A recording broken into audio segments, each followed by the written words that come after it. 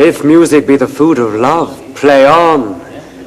Give me excess of it, that surfeiting the appetite may sicken and so die. That strain again, it had a dying fall. Oh, it came o'er my ear like the sweet sound that breathes upon a bank of violets, stealing and giving odor.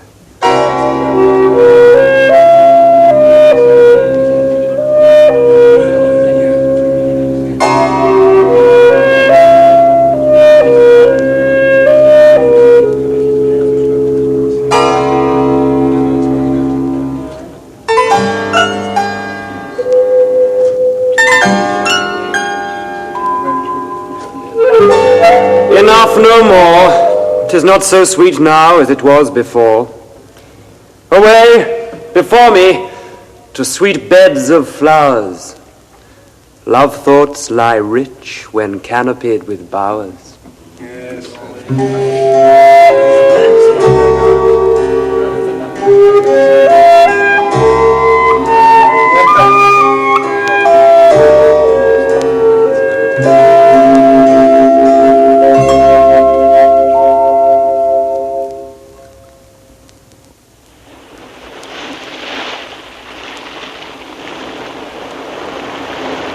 What country, friends, is this? This is Illyria, lady. And what should I do in Illyria? My brother, he is in Elysium. Perchance he is not drowned. What think you, sailors? It is perchance that you yourself were saying. Oh, my poor brother. And so perchance may he be. True, madam. And to comfort you with chance, assure yourself, after our ship did split, when you and those poor number saved with you hung on our driving boat, I saw your brother, most provident in peril, bind himself to a strong mast that lived upon the sea, where, like Orion on the dolphin's back, I saw him hold acquaintance with the waves so long as I could see. For saying so, there's gold. Knowest thou this country? Aye, madam, well, for I was bred and born not 3 hours' travel from this very place. Who governs here? A noble duke, Orsino. Orsino? Well, I have heard my father name him. He was a bachelor then. And so is now, or was so very late. For but a month ago I went from hence, and then 'twas fresh in murmur that he did seek the love of fair Olivia. What's she? A virtuous maid, the daughter of a count that died some 12 months since, then leaving her in the protection of his son, her brother, who shortly also died, for whose dear love she hath abjured the company and sight of men. Oh, that I served that lady, and might not be delivered to the world till I had made mine own occasion mellow what my estate is. That were hard to compass, because she will admit no kind of suit. No, not the Duke's. There is a fair behaviour in thee, Captain, and though that nature with a beauteous wall doth oft close in pollution, yet of thee I will believe thou hast a mind that suits with this thy fair and outward character. I prithee, and I'll pay thee bounteously, conceal me what I am, and be my aid for such disguise as haply shall become the form of my intent. I'll serve this Duke. Thou shalt present me as an eunuch to him. It may be worth thy pains, for I can sing, and speak to him in many sorts of music that will allow me very worth his service. What else may hap, to time I will commit. Only shape thou thy silence to my wit. Be you his eunuch, and your mute I'll be. When my tongue blabs, then let mine eyes not see. I thank thee. Lead me on. What a plague means my niece to take the death of her brother thus? I'm sure care's an enemy to life. By my troth, Sir Toby, you must come in earlier nights. Your cousin, my lady, takes great exceptions to your ill hours. You must confine yourself within the modest limits of order. Confine? I'll confine myself no finer than I am. These clothes are good enough to drink in, and so be these boots too. And they be not, let them hang themselves in their own straps. Oh, that quaffing and drinking will undo you. Oh. I heard my lady talk of it yesterday. And of a foolish knight that you brought in here one night to be her wooer. Who, Sir Andrew Aguecheek? Aye, he. He's as tall a man as is in Illyria. What's that to the purpose? Why, he has 3,000 ducats a year. Aye, but he'll have but a year in all these ducats. He's a very fool and a prodigal. 5 that you'll say so. He plays at the viol de gamme, boys, and speaks 3 or 4 languages word for word without book, and hath all the good gifts of nature. He hath indeed, almost natural. For besides that he's a fool, he's a great quarreller, and not that he hath the gift of a coward, to allay the gust he hath in quarrelling, 'Tis thought among the prudent he would quickly have the gift of a grave. By this hand, they are scoundrels and subtractors that say so of him, who are they? They that add, moreover, he's drunk nightly in your company. With drinking healths to my niece. I'll drink to her as long as there's a passage in my throat and drink in Illyria. He's a coward and a coistrel that will not drink to my niece till his brains turn of a toe like a parish top. What wench? Oh, Castigliano Vulgo, for here comes Sir Andrew, new face. Hello, Sir Toby Belch. Sweet Sir Andrew. Bless you, fair shrew. And you too, sir. Accost, Sir Andrew, accost. What's that? My niece's chambermaid. Oh, good Mistress Accost, I desire better acquaintance. My name is Mary, sir. Oh, good Mistress Mary Accost. You mistake, knight. Accost is front her, board her, woo her, assail her. By my troth, I would not undertake her in this company. Is that the meaning of accost? Very well, gentlemen. Methinks sometimes I've no more wit than a Christian or an ordinary man has. I'll ride home tomorrow, Sir Toby. Oh, pourquoi, my dear knight? What is pourquoi? Do or not do? I wish I had bestowed that time in the tongues that I have in fencing, dancing, and bear-baiting. Oh, and I but followed the arts. Then hadst thou had an excellent head of hair. Why would that have mended my hair? Past question, for thou seest it will not curl by nature. But it becomes me well enough, does not? Excellent! It hangs like flax on a distaff, and I hope to see a housewife take thee between her legs and spin it off. Oh, faith, I'll home tomorrow, Sir Toby. Well, your niece will not be seen, or if she be, it's 4-1 she'll none of me. The Count himself here hard by woos her. She'll none of the Count. She'll not match above her degree, neither in estate, years, nor wit. I've heard her swear't. Tut, there's life in't, man. I'll stay a month longer. Ah. I'm a fellow with the strangest mind of the world. I delight in masks and revels, sometimes altogether. What is thy excellence in a galliard, knight? Faith, I can cut a caper. Wherefore are these things hid? Is it a world to hide virtues in? I did think by the excellent constitution of thy leg it was formed under the star of a galliard. Aye, 'tis strong, and it does indifferent well in a flame-coloured stock. Shall we set about some revels? What shall we do else? Oh, let me see thee caper! Higher! Oh, excellent!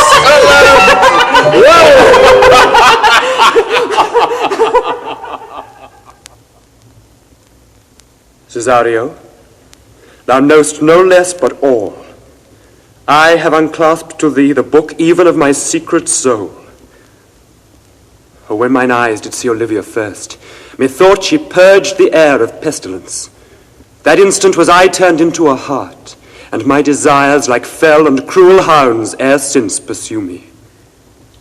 Therefore, good youth, address thy gate unto her. Be not denied access. Stand at her doors, and tell them there thy fixed foot shall grow till thou have audience. Sure, my noble lord, if she be so abandoned to her sorrow as dispoke, she never will admit me. Be clamorous, and leap all civil bounds rather than make unprofited return. Say I do speak with her, my lord, what then? Oh, then, unfold the passion of my love.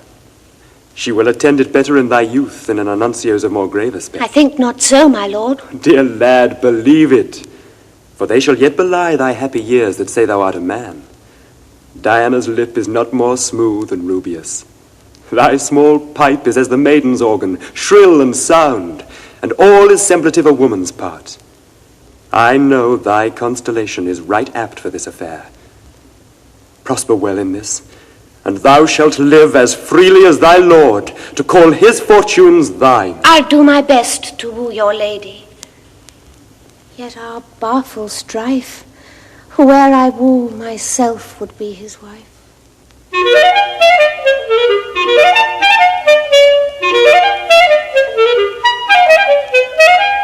God bless thee, Lady Olivia. Take the fool away. Do you not hear, fellows? Take away the lady. Go to, you're a dry fool, I'll no more of you. Good Madonna, give me leave to prove you a fool. Can you do it? Dexterously, good Madonna. Make your proof. I must catechize you for it, Madonna. Good my mouse of virtue, answer me. Well, sir, for want of other idleness, I'll bide your proof. Good Madonna, why mournest thou? Good fool, for my brother's death. I think his soul is in hell, Madonna. I know his soul is in heaven, fool. The more fool, Madonna, to mourn for your brother's soul being in heaven. Take away the fool, gentlemen. What think you of this fool, Malvolio? Doth he not mend? Yes, and shall do till the pangs of death shake him. Infirmity that decays the wise doth ever make the better fall. God send you, sir, speedy infirmity for the better increasing your folly. Sir Toby will be sworn that I am no fox, but he will not pass his word for 2 pence that you are no fool. How say you to that, Malvolio? I marvel your ladyship takes delight in such a barren rascal. Unless you laugh and minister occasion to him, he is gagged. Oh, you are sick of self-love, Malvolio, and taste with a distempered appetite. Madam, there is at the gate a young gentleman, much desires to speak with you. From the Count Orsino, is it? I know not, madam. 'Tis a fair young man, and well attended. Go you, Malvolio. If it be a suit from the Count, I am sick or not at home. Madam. Now you see, sir, how your fooling grows old and people dislike it. Thou hast spoke for us, Madonna, as if thy eldest son should be a fool, whose skull Jove cram with brains. Madam, yon young fellow swears he will speak with you. Tell him he shall not speak with me. Has been told so, and he says he'll stand at your door like a sheriff's post, but he'll speak with you. Of what personage and years is he? Not yet old enough for a man, nor young enough for a boy. As a squash is, for 'tis a pease cod, or a codling which is almost an apple, 'tis with him in standing water between boy and man. He's very well favoured, and he speaks very shrewishly. One would think his mother's milk was scarce out of him. Let him approach. Madam? Give me my veil. Come, throw it on my face. We'll once more hear Orsino's embassy. The honourable lady of the house, which is she? Speak to me. I shall answer for her. Your will. Most radiant, exquisite, and unmatchable beauty. I pray you tell me if this be the lady of the house, for I never saw her. I would be loath to cast away my speech, for besides that it is excellently well penned, I have taken great pains to con it. Oh, good beauties, let me sustain no scorn. I am very comfortable even to the least sinister usage. Whence came you, sir? I can say little more than I have studied, and that question's out of my part. I heard you were saucy at my gates, and allowed your approach rather to wonder at you than to hear you. If you be not mad, be gone. If you have reason, be brief. 'Tis not that time of moon with me to make one in so skipping a dialogue. Will you hoist sail, sir? Here lies your way. No, good swabber, I am to hull here a little longer. Tell me your mind. I am a messenger. Speak your office. It alone concerns your ear. You began rudely. What are you? What would you? The rudeness that hath appeared in me have I learned from my entertainment. What I am and what I would are as secret as maidenhead. To your ears, divinity, to any other's profanation. Give us the place alone. We will hear this divinity. Now, sir, what is your text? Most sweet lady. A comfortable doctrine, and much may be said of it. Where lies your text? In Orsino's bosom. In his bosom? In what chapter of his bosom? To answer by the method, in the first of his heart. Oh, I have read it. It is heresy. Have you no more to say? Good madam, let me see your face. Have you any commission from your lord to negotiate with my face? You are now out of your text, but we will draw the curtain and show you the picture. Look you, sir, such a one I was this present. Is not well done. Oh, excellently done, if God did all. 'Tis in grain, sir, 'twill endure wind and weather. 'Tis beauty truly blent, whose red and white nature's own sweet and cunning hand laid on. Lady, you are the cruelest she alive, if you will lead these graces to the grave and leave the world no copy. Oh, sir, I will not be so hard-hearted. I will give out divers schedules of my beauty. It shall be inventoried and every particle and utensil labelled to my will, as item 2 lips, indifferent red, item 2 grey eyes, with lids to them, item 1 neck, 1 chin, and so forth. Were you sent hither to praise me? I see you what you are. You are too proud. But if you were the devil, you are fair. My lord and master loves you. Oh, such love could be but recompense, though you were crowned the nonpareil of beauty. How does he love me? With adorations, fertile tears, with groans that thunder love, with sighs of fire. Your lord does know my mind. I cannot love him. He might have took his answer long ago. Oh, if I did love you in my master's flame, with such a suffering, such a deadly life, in your denial I would find no sense, I would not understand it. Why? What would you? Make me a willow cabin at your gate, and call upon my soul within the house. Write loyal cantons of contemned love, and sing them loud even in the dead of night.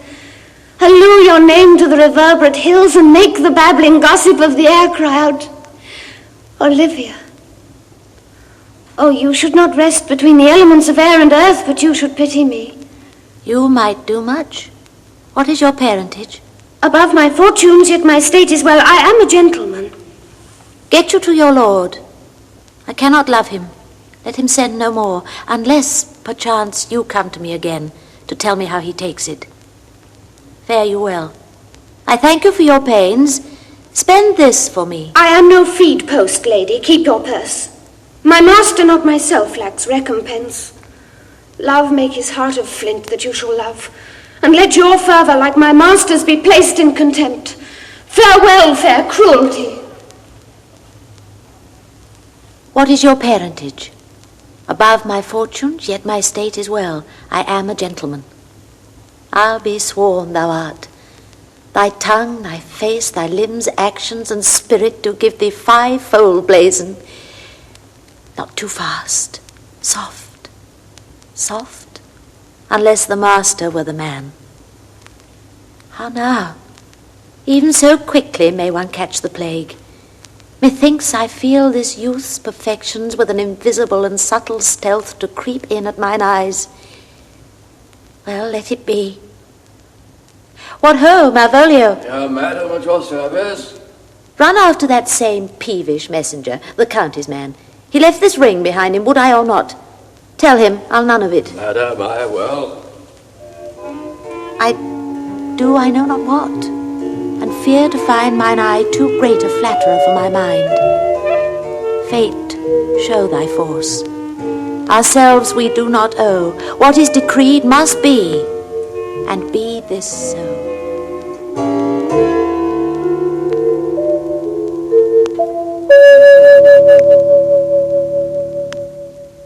I left no ring with her. What means this lady? Fortune forbid my outside have not charmed her. Poor lady, she were better love a dream. How will this fetch? My master loves her dearly, and I, poor monster, fond as much on him, and she mistaken seems to dote on me. What will become of this? As I am man, my state is desperate for my master's love. As I am woman, now alas the day, what thriftless sighs shall poor Olivia breathe. O time, thou must untangle this, not I. It is too hard a knot for me to untie. Will you stay no longer, nor will you not that I go with you? By your patience, no. My stars shine darkly over me. The malignancy of my fate might perhaps distemper yours, Antonio. Well, let me yet know if you whither you are bound. No sooth, sir. My determinate voyage is mere extravagancy. Oh, no. Antonio, my name is Sebastian. My father was that Sebastian of Messalene, whom I know you have heard of. He left behind him myself and a sister, both born in an hour. If the heavens had been pleased, would we had so ended. But you, sir, altered that. For some hour before you took me from the breach of the sea was my sister drowned. Alas the day. A lady, sir, though it was said she much resembled me, was yet of many accounted beautiful. Fare you well at once. My bosom is full of kindness, and I am yet so near the manners of my mother that upon the least occasion more mine eyes will tell tales of me. I am bound to the Count Orsino's court. Farewell. The gentleness of all the gods go with thee. Oh, mistress mine, where are you roaming? Oh, stay and hear your true love's coming, that can sing both high and low. Trip no further, pretty sweeting, journey's end in lovers' meeting, every wise man's son doth know. excellent good effect. Good. What is love? 'Tis not hereafter. Present mirth hath present laughter. What's to come is still unsure. In delays there lie no plenty. Then come kiss me sweet and 20. Use the stuff will not endure.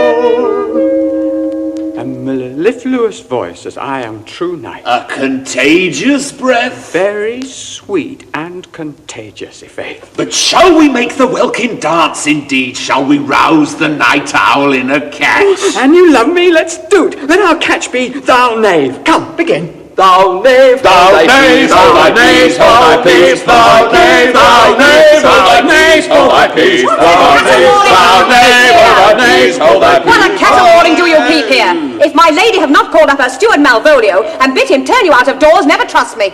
There dwelt a man in Babylon of reputation great by fame. He took to wife a fair woman, Mariah she was called by name. Strew me the nights in admirable fooling. Virtuous lady, For the love of God, why should we not of her learn thus to live godly?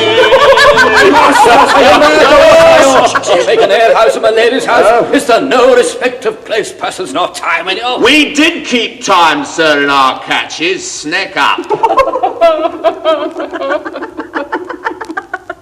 Sir Toby, I must be round with you. My lady bade me tell you that though she harbours you as a kinsman, she's nothing allied to your disorders. Oh. If you can separate yourself in your misdemeanours, you are welcome to the house. If not, and it would please you to take leave of her, she's very willing to bid you farewell. Farewell, dear heart, since I must needs be gone. Nay, good Sir Toby. His eyes do show his days are almost done. Even so. But I will never die. Sir Toby, there you lie. This is much credit to you. Shall I bid him go? What an if you do? Shall I bid him go and spare not? Oh, no, you dare not. Out of tune, sir, you lie. Malvolio, art any more than a steward? Dost thou think, because thou art virtuous, there shall be no more cakes and ale? Yes, Bison Dan, and ginger shall be hot in the mouth too. Thou art in the right. Go, sir, rub your chain with crumbs. A stoup of wine, Mariah. Mistress Mary, if you prize my lady's favour at anything more than contempt, you would not give means for this uncivil rule. She shall know of it by this hand. Go, shake your ears! Good a deed is to drink when a man's a-hungry, to challenge him in the field, and then to break promise with him and make a fool of him. Do it, knight. I'll write thee a challenge, or I'll deliver thy indignation to him by word of mouth. Sweet Sir Toby, be patient for tonight. Since the youth of the Count's was today with my lady, she is much out of quiet. For Monsieur Malvolio, let me alone with him. If I do not gull him into a nay word and make him a common recreation, do not think I have wit enough to lie straight in my bed. I know I can do it. What wilt thou do? I will drop in his way some obscure epistles of love. I can write very like my lady, your niece. Excellent. I smell a device. I have it in my nose too. He shall think by the letters that thou wilt drop that they come from my niece and that she's in love with him. My purpose is indeed a horse of that colour. And your horse will now make him an ass. Ass, I don't know. Oh, 'twill be admirable. Sport royal, I warrant you. I know my physic will work with him. I will plant you two where he shall find the letter. Observe his construction of it. For this night, to bed, and dream on the event. Farewell. Good night, Penthesilea. Before me, she's a good wench. She's a beagle, true bred, and one that adores me. But what of that? I was adored once too. Oh, let's to bed, knight. Thou'dst need send for more money. If I cannot recover your niece, I am a foul way out. Send for money, knight. If thou hast not her in the end, call me cut. And if I do not, never trust me, take it how you will. Oh, come. I'll go burn some sack. 'Tis too late to go to bed now. Come night. Come night. Othello, come, the song we had last night. Prithee, sing. Come away, death, and in sad Cyprus let me be laid. Fly away, breath. I am slain by a fair, cruel maid. My shroud of white sparkle with you. Oh, prepare it. My part of death, no one so true did share it. Once more, Cesario, get thee to yon same sovereign cruelty. Tell her my love, more noble than the world, prizes not quantity of dirty lands. The parts that fortune hath bestowed upon her, tell her I hold as giddily as fortune.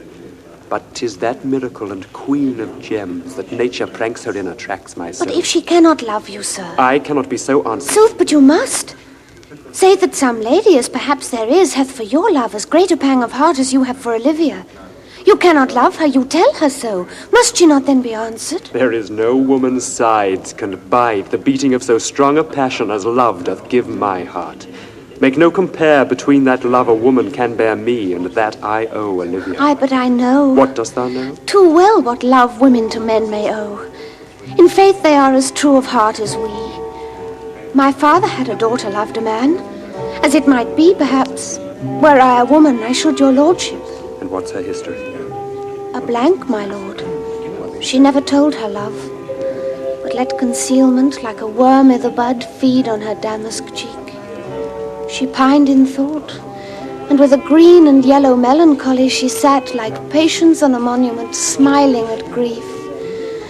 Was not this love indeed?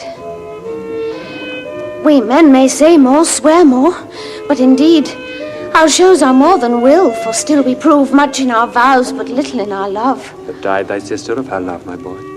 I am all the daughters of my father's house, and all the brothers too. And yet I know not. Sir, shall I to this lady? Aye, that's the theme. To her in haste. Give her this jewel. Say, my love can give no place. Bide no delay.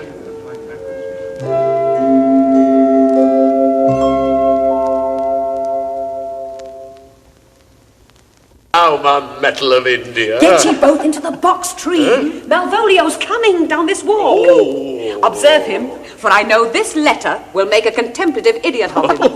Lie thou there, for here comes the trout that must be caught with tickling.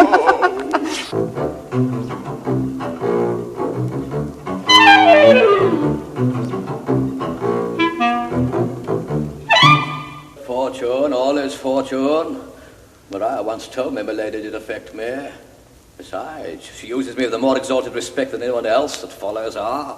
What should I think of? Here's an overweening rogue. Glad I could so beat the rogue. To be Count Malvolio. Oh, rogue. Pest on him, pest on his peace. Here is example for it. The lady of the straitjacket married the yeoman of the wardrobe. Now he's deeply in. Look how imagination blows him.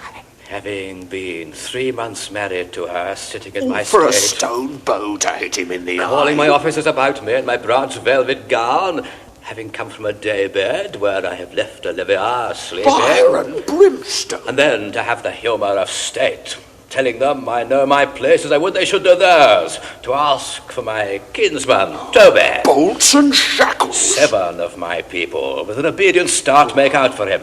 I frown the while and perchance wind up my watch or play with some rich jewel.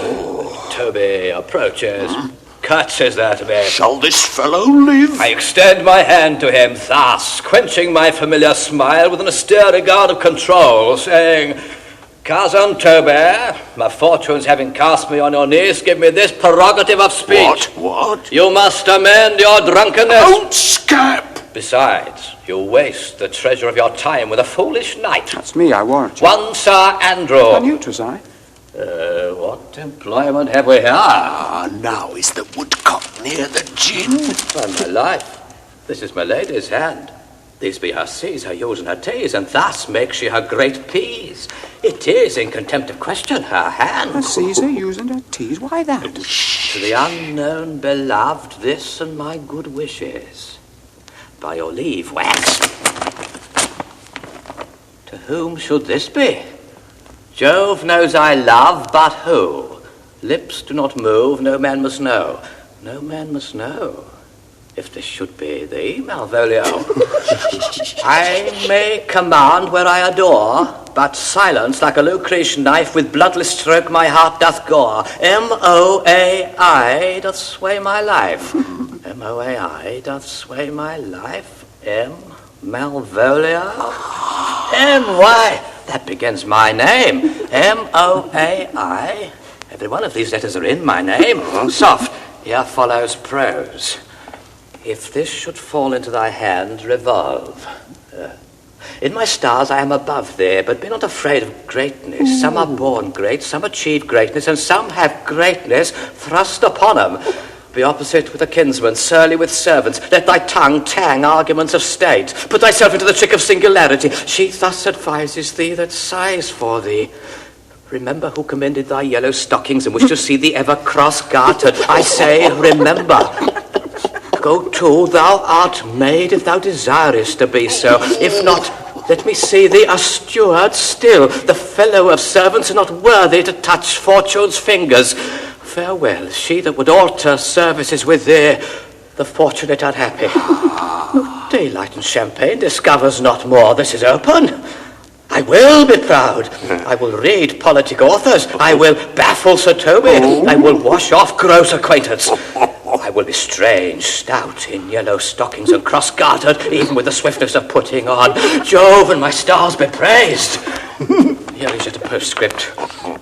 Thou canst not choose but know who I am. If thou entertainest my love, let it appear in thy smiling. Thy smiles become thee well. Therefore, in my presence still smile, dear my sweet, I prithee. Jove, I thank thee.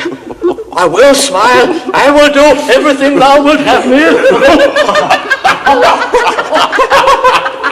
Why thou'st put him in such a dream that when the image of it leaves him, he must run mad. If you will then see the fruits of the sport, mark his first approach before my lady. He will come to her in yellow stockings. It is a colour she abhors. And cross-gartered of fashion she detests.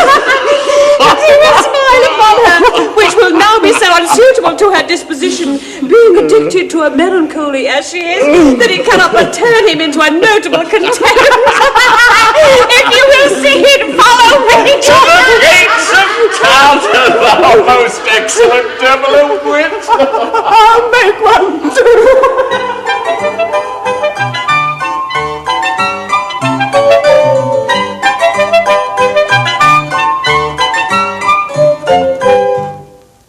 What is your name? Cesario is your servant's name, fair princess. My servant, sir.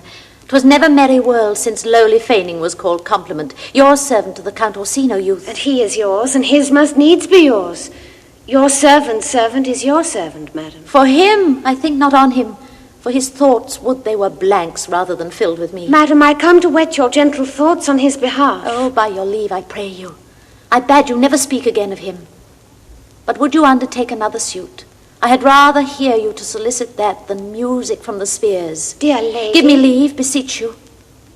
I did send, after the last enchantment you did hear, a ring in chase of you.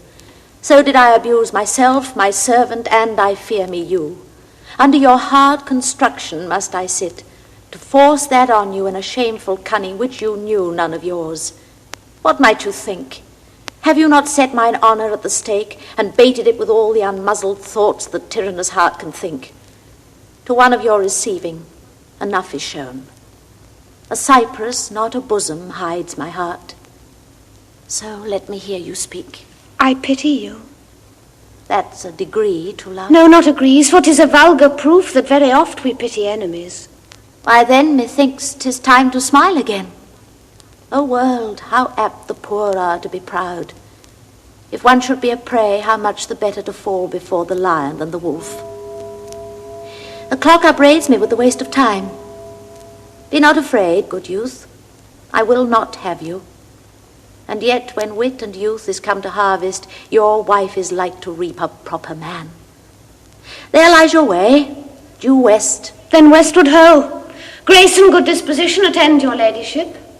You're nothing, madam, to my lord by me. Stay. I prithee, tell me what thou thinkst of me. That you do think you are not what you are.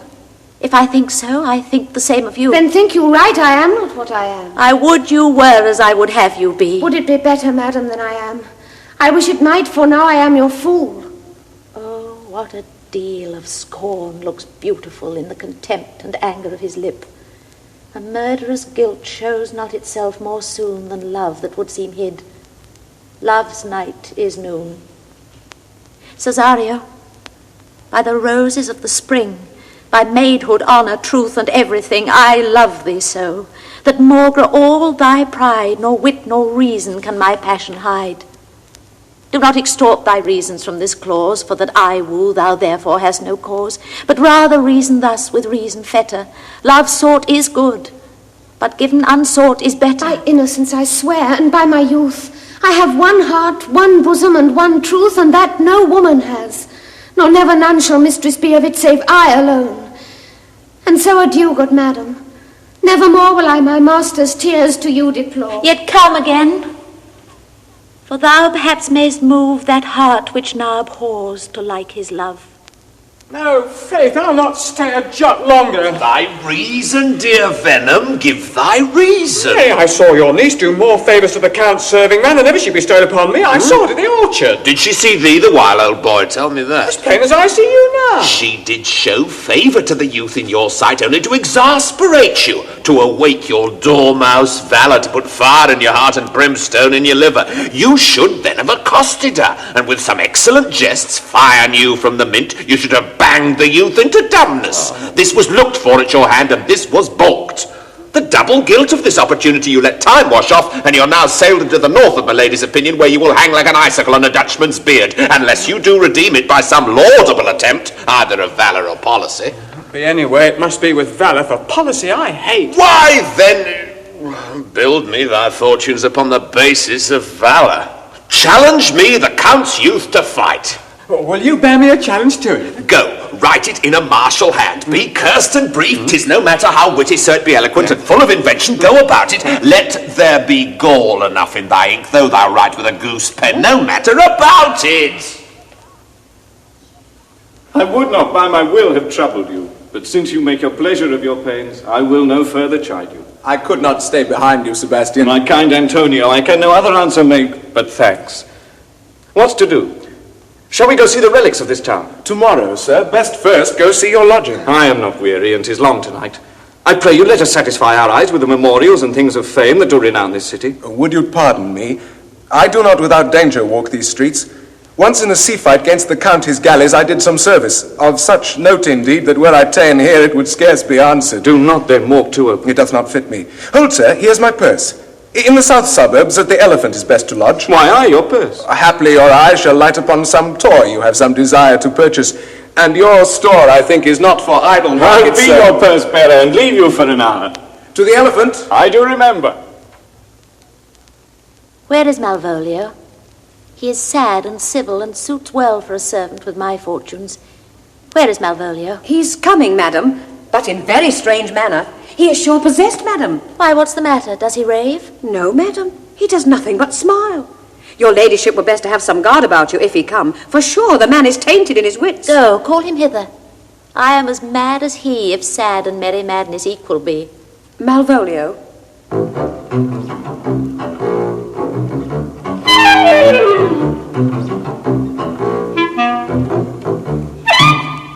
How now, Malvolio? Sweet lady, oh. Smilest thou? I sent for thee upon a sad occasion. Sad lady, I could be sad. This just makes some obstruction in the blood, this cross-gartering. But what of that? Why, how dost thou, man? What is the matter with thee? Not black in my mind, though, yellow in my legs. It did come to his hands, and command shall be executed. I think we do know the sweet Roman hand. Wilt thou go to bed, Malvolio? To bed, aye, sweetheart, and I'll come to thee. God, comfort thee. Why dost thou smile so and kiss thy hand so oft? How do you, Malvolio? At your request? Yes, nightingales answer doors. Why appear you with this ridiculous boldness before my lady? Be not afraid of greatness. 'Twas well writ. What meanst thou by that, Malvolio? Some are born great. Huh? Some achieve greatness. What sayest thou? Some have greatness thrust upon them. Heavens restore thee. Remember who commended thy yellow stockings. My yellow And stockings? wish to see thee cross-gartered. Cross-gartered? Go to, thou art maid if thou desirest to be so. Am I maid? If not, let me see thee a servant still. Why, this is very midsummer madness. Madam, the young gentleman of the Count Orsino's is returned. I could hardly entreat him back. He attends your ladyship's pleasure. I'll come to him. Good Maria, let this fellow be looked to. Let some of my people have a special care of him. I would not have him miscarry for the half of my dowry. Fetch my cousin Toby. Oh, do you come near me now? No worse man than Sir Toby to look to me. This concurs directly with the letter. She sends him on purpose that I may appear stubborn to him. Which way is he in the name of sanctity? I'll speak to him. Go off, I discard you. Let me enjoy my private. Go off. Sir Toby, my lady prays you to have a care of him. Does she so? Why, how now, my boar cock? How dost thou chuck? Sir? Get him to say his prayers, good Sir Toby. Get him to pray. My prayers, minx. No, I warrant you, he will not hear of godliness. Go, hang yourselves all, your idle shallow things. I am not of your element. You shall know more hereafter. Is possible. Here's the challenge. Read it. I warrant there's vinegar and pepper in it. It's so saucy. It is, I warrant it. Do it, read. Give me. Youth, whatsoever thou art but a scurvy fellow. Here he comes, with your niece. Give them way till he take leave, and presently after him. I will meditate the while upon some horrid message for a challenge. Go, Sir Andrew, scout me for him at the corner of the orchard like a bum bailey. Away, away, away! Gentlemen, God save thee. And you, sir? That defence thou hast, betake thee to't. Of what nature the wrongs are thou hast done him, I know not, but thy interceptor, full of despite, bloody as the hunter, attends thee at the orchard end.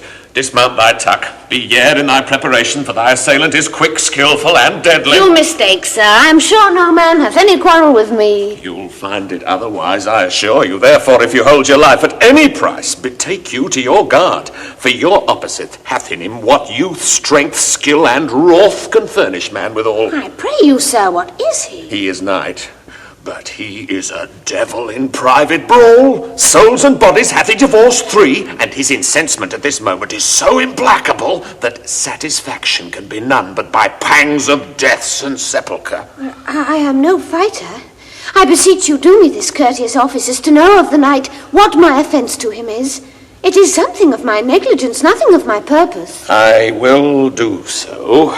I will make your peace with him if I can. I shall be much bound to you for't. I am one who would rather go with Sir Priest than Sir Knight. I care not who knows so much of my mettle. Why, man, he's a very devil. I've not seen such a virago. I had a pass with him, rapier, scabbard and all, and he gives me the stuck in with such mortal motion that it is inevitable. Oh, I'll not meddle with him. Aye, but he will not now be pacified. See him yonder. Oh, plague on't. And I thought he'd been valiant and so cunning in fence. I'd have seen him damned dead. I'd have challenged him. Let him let the matter slip, and I'll give him my horse, Grey Capulet. I'll make the motion. Stand here, make a good show on't. This shall end without the perdition of souls. Marry, I'll ride your horse as well as I ride you. There's no remedy, sir. He will fight with you for oath's sake.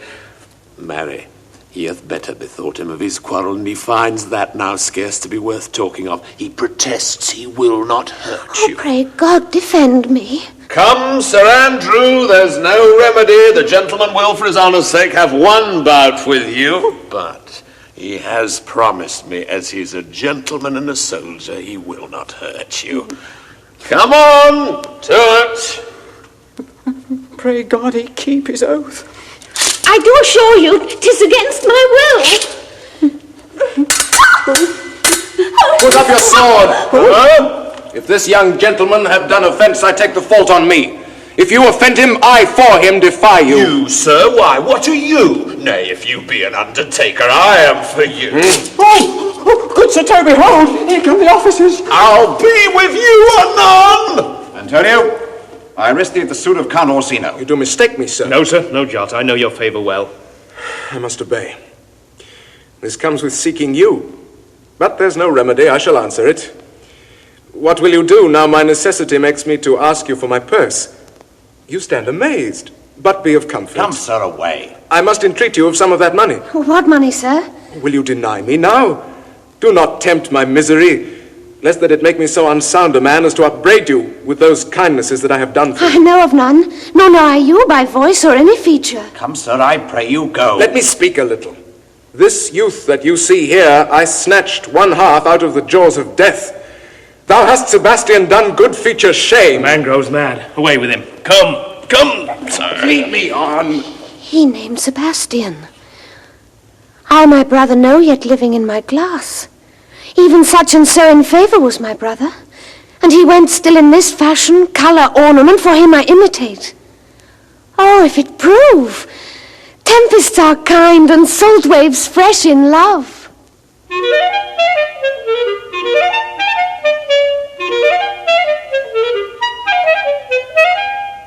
Will you make me believe that I am not sent for you? Go to. Thou art a foolish fellow. Let me be clear with thee. Oh, well held out your faith. No, I do not know you, nor I am not sent to you by my lady Olivia to bid you come speak with her, nor your name is not Master Cesario, nor this is not my nose neither. Nothing that is so is so. I prithee vent thy folly somewhere else. Thou knowst not me. Oh, no, sir. Have I met you again? There's for you. Why, there's for thee.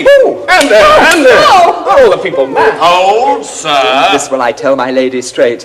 I would not be in some of your coats for 2 pence. Let go thy hand. Come, sir, I will not let you go. I will be free from thee. What wouldst thou now?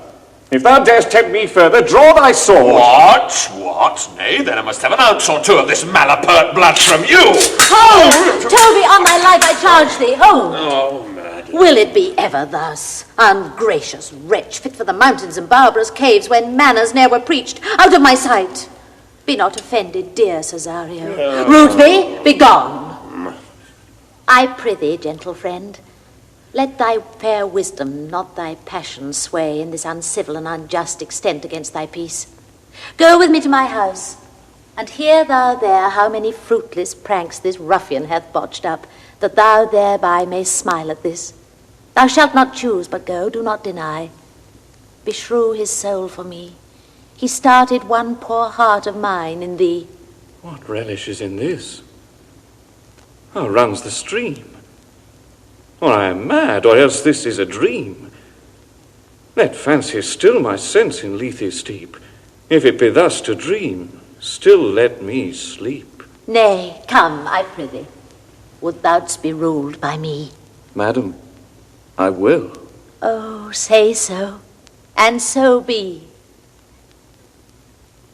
Here comes the man, sir, that did rescue me. That face of his I do remember well, yet when I saw it last, it was besmeared as black as Vulcan in the smoke of war.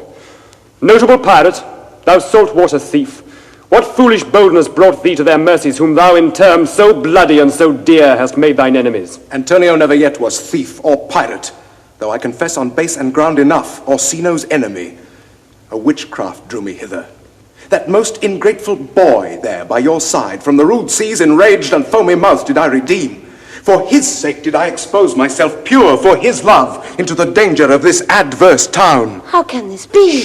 When came he to this town? Today, my lord, and for 3 months before, no interim, not a minute's vacancy, both day and night did we keep company. Here comes the Countess. Now heaven walks on earth. But for thee, fellow, thy words are madness. 3 months this youth hath tended upon me, but more of that anon. Take him aside. Cesario, you do not keep promise with me. Madam? Gracious Olivia. What do you say, Cesario, good my lord? My lord would speak. My duty hushes me. Cesario, husband, stay. Husband? Aye, husband. Can he that deny? Her husband, sirrah? No, my lord, not I. Hast thou forgot thyself? Is it so long? Holy Father, I charge thee by thy reverence here to unfold what thou dost know hath newly passed between this youth and me. A contract of eternal bond of love, confirmed by mutual joinder of your hands, attested by the holy close of lips, strengthened by interchangement of your rings, and all the ceremony of this compact, sealed in my function by my testimony, since when my watch hath told me, toward my grave I have travelled but 2 hours. Oh, thou dissembling cub! What wilt thou be when time hath thrown a grizzle on thy case? Or will not else thy craft so quickly grow that thine own trip shall be thine overthrow? Farewell and take her, but direct thy feet where thou and I henceforth may never My meet. lord, I do protest. Oh, do not swear. Hold little faith, though thou hast too much fear. For the love of God, a surgeon, send one presently to Sir Toby. What's the matter? Well, he's broke my head across and has given Sir Toby a bloody coxcomb too. Who has done this, Sir Andrew? The Count's gentleman, one Cesario. My gentleman, Cesario? Odds life things, here he is. You broke my head for nothing, and that I did, I was sent on to do it by Sir Toby. Why do you speak to me? I never hurt you. Oh, here comes Sir Toby, halting. How now, gentlemen? How is't with you? That's all one has hurt me, and there's the end on't. Sot. It's the St. Dick surgeon, Sot. Oh, he's drunk, Sir Toby, an hour agone. His eyes were set at 8 in the morning. He's a rogue. I hate a drunken rogue. Away with him. Who hath made this havoc with them? I'll help you, Sir Toby, because we'll be dressed together. Will you help? An asshead and a coxcomb and a knave, a thin-faced knave, a gull. Get him to bed and let his hurt be looked to. I'm sorry, madam, I've hurt your kinsman. But had it been the brother of my blood, I must have done no less with wit and safety. You throw a strange regard upon me, and by that I do perceive it hath offended you. Pardon me, sweet one, even for the vows we made each other but so late ago. One face, one habit, and 2 persons. A natural perspective that is and is not. Sebastian? Antonio! Oh, my dear Antonio! How have the hours racked and tortured me since I have lost thee? Sebastian, are you? Fearest thou that, Antonio? How have you made division of yourself? An apple cleft in 2 is not more twin than these 2 creatures. Which is Sebastian? Most wonderful. Do I stand there? I never had a brother. I had a sister whom the blind waves and surges have devoured. Of charity, what kin are you to me? What countryman? What name? What parentage? Of Messalene. Sebastian was my father. Such a Sebastian was my brother too. So went he suited to his watery tomb. Were you a woman, as the rest goes even, I should my tears let fall upon your cheek and say, thrice welcome, drowned Viola. If nothing lets to make us happy both, but this my masculine usurped attire, do not embrace me till each circumstance of place, time, fortune do cohere and jump that I am Viola. Boy, thou hast said to me 1,000 times thou never shouldst love woman like to me. And all those sayings will I overswear, and all those swearings keep as true in soul as doth that orbed continent the fire that severs day from night. Give me thy hand, and let me see thee in thy woman's weeds. The captain that did bring me first on shore hath my maid's garments. He upon some action is now in durance at Malvolio's suit. Fetch Malvolio hither. And yet, alas, now I remember me, they say, poor gentleman, he's much distract. How does he, sirrah? Truly, madam, he holds Beelzebub at the stave's end, as well as a man in his case may do. See him delivered, bring him hither. My lord, so please you, these things further thought on, to think me as well a sister as a wife. Madam, I am most apt to embrace your offer. Cesario, your master quits you. And since you called me master for so long, here is my hand. You shall from this time be your master's mistress. A sister you are she. Madam! Is this the madman? Aye, my lord, the same. How now, Malvolio? Madam, you have done me wrong. Notorious wrong. Have I, Malvolio? No. Lady, you have. May you peruse that letter. Alas, Malvolio, this is not my writing, though I confess much like the character. But out of question 'tis Maria's hand. And now I do bethink me it was she first told me thou wast mad, then camest in smiling, and in such forms which here were presupposed upon thee in the letter. Good madam, Maria writ the letter at Sir Toby's great importance, in recompense whereof he hath married her. How with a sportful malice it was followed may rather pluck on laughter than revenge. Alas, poor fool, how have they baffled thee? Why, some are born great, some achieve greatness, and some have greatness thrown upon them. But do you remember, madam, why laugh you at such a barren rascal? And you smile not, he's gagged. And thus the whirligig of time brings in his revenges. I'll be revenged on the whole pack of you! He hath been most notoriously abused. Pursue him and entreat him to a peace. Meantime, sweet sister, we will not part from hence. Cesario, come, for so you shall be while you are a man. But when in other habits you are seen, Orsino's mistress and his fancy's queen.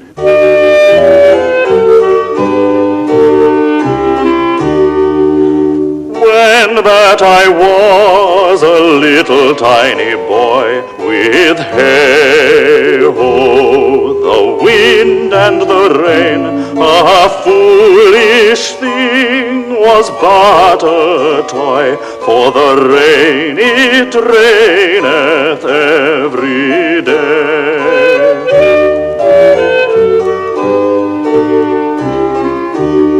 A great while ago the world begun, with hey-ho, the wind and the rain, but that's all one, our play is done, and we'll strive to please you